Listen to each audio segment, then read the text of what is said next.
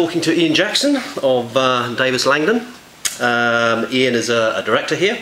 He's had 38 years experience in the industry. He's been 23 years with Davis Langdon in Australia. He also spent 5 years in the Gulf. Today we'll be talking about some pertinent issues concerning the QS industry today. One always hot topic is the quality of university leavers. Ian, when young QSs join you from university, how do you find the quality of those people? Well, we generally don't take people direct from university who don't have experience. What we are looking for is people who would continue their training with us, so ideally someone who's been working with us for a couple of years to finish their degree. So we look for people who would convert from full-time at university to go part-time and then work with us 3.5, 4 days a week, whatever their attendance pattern is, and then we can help them develop those basic core skills like measurement and such. Right. So I don't think we've ever taken anyone on straight from university with a degree who's not had some experience either with us or with another firm. Okay. One of the real initiatives that we are supporting at the moment is the RICS bursary scheme. Mm-hmm. And that is because the university courses now are not straight QS courses, yeah, which is a real concern to me and to other employers. Yeah. We are worried that at the end of that course that people come out with very basic QS skills because it's just one subject of many. So working with the RICS, we've developed this bursary scheme where the intention is to identify people very early in the course and try and encourage them to be QSs. Mm-hmm. Because come the end of the course, they might decide they want to be property developers or project managers because QS is not sexy enough. Mm-hmm. So we decided let's try and grab them early. The RICS bursary course is a way of giving them work experience. It's 4 weeks work experience usually in February, and we contribute to the cost of that. So we pay half of the candidates' fees, well, not fee, it's like a wage, yeah, and the RICS pay the other half. The idea is to identify these people early, get them in here, give them 4 weeks work experience, and then encourage them to become QSs in that, through the course of their university degree. Mm. But what we've also found is that if people like us find a really good candidate, we've actually offered them a cadetship on the spot, and that's exactly what's happened this year. Mm-hmm. Now, this is the third time we've been involved in the bursary scheme, and the first two guys were not ideal candidates. In fact, neither of them finished the 4 weeks experience. Mm-hmm. But the chap we got this year in February was terrific, bright young guy, very keen, very motivated. We offered him a job on the spot. Now he's working 3 days a week for us and finishing his degree 2 days a week at University of New South Wales. Great. So great young guy. Yeah. But so it sounds like there though that the companies are training people how to measure though these days. Is that right? Well, finishing it off. I think that was always the case, if we're being honest. Okay. I think any of the university degrees beforehand, when it was a full-time QS course, the amount of measurement was reasonably basic. Right. So there was always an element of training on the job, and I don't think you can replace that.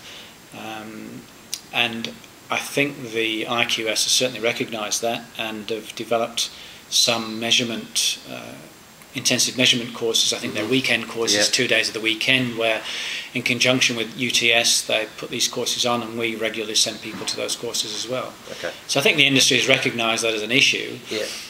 But moving on from that is one day the expectation is that the amount of measurement will be far reduced with computer systems and BIMs and such.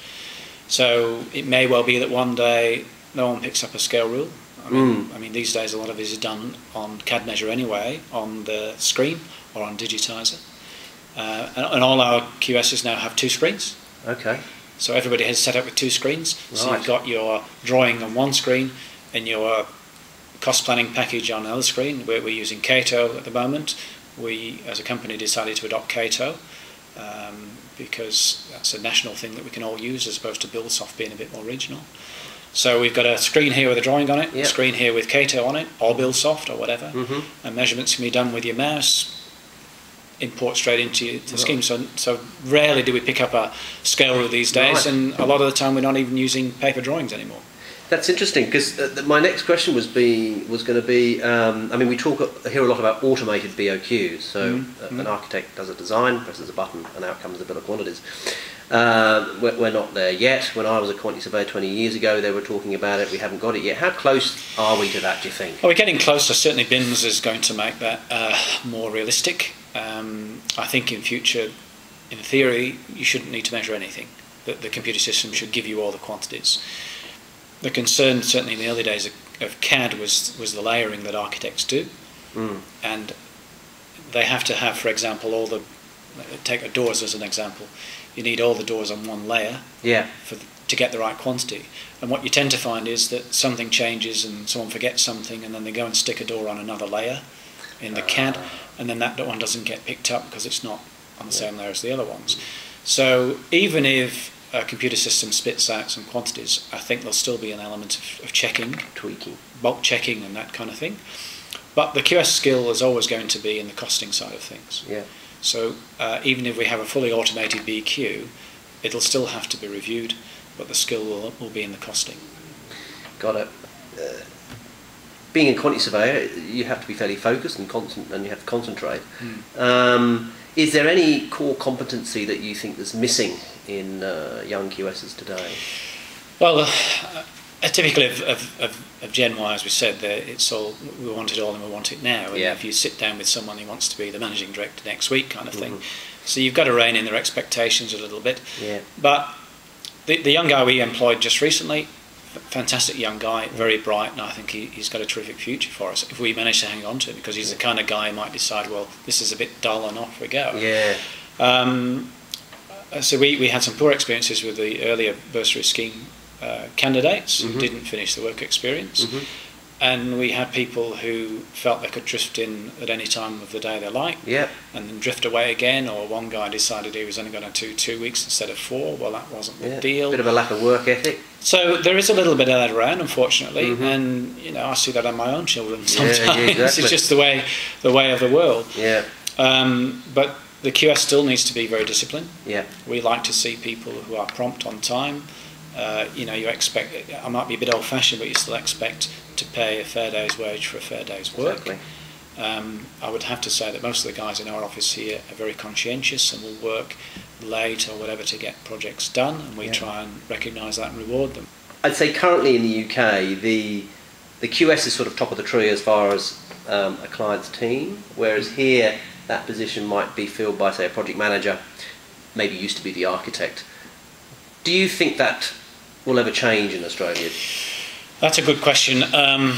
Will it ever change? You'd like to think so, but typically in the UK, the QS is used to being the client's right-hand man and almost the first consultant appointed on a project, although increasingly that tends to be a lawyer these days. But I know that was certainly one of the mission statements of Davis Langdon in the UK, to be the first consultant appointed on any project. That's not the case in Australia. It tends to be, as you say, project managers or architects if they're acting in the traditional lead consultant role. And the number of projects where we are appointed directly to the client, as opposed to through an architect or a project manager, probably about 50-50 of that. But there are some encouraging signs. New South Wales Health, who we do a lot of work for example, have just changed their structures so that the QS in future will be appointed directly to health, to a group that's called Health Infrastructure, who have been charged with managing major projects for New South Wales Health. The QS will be appointed directly to them on a go-to-woe role, whereas probably 6-9 months ago the QS role was fairly fragmented when working on health projects, and you could be working for a project manager or an architect or the area health service, and in some instances there would be no QS in the construction stage.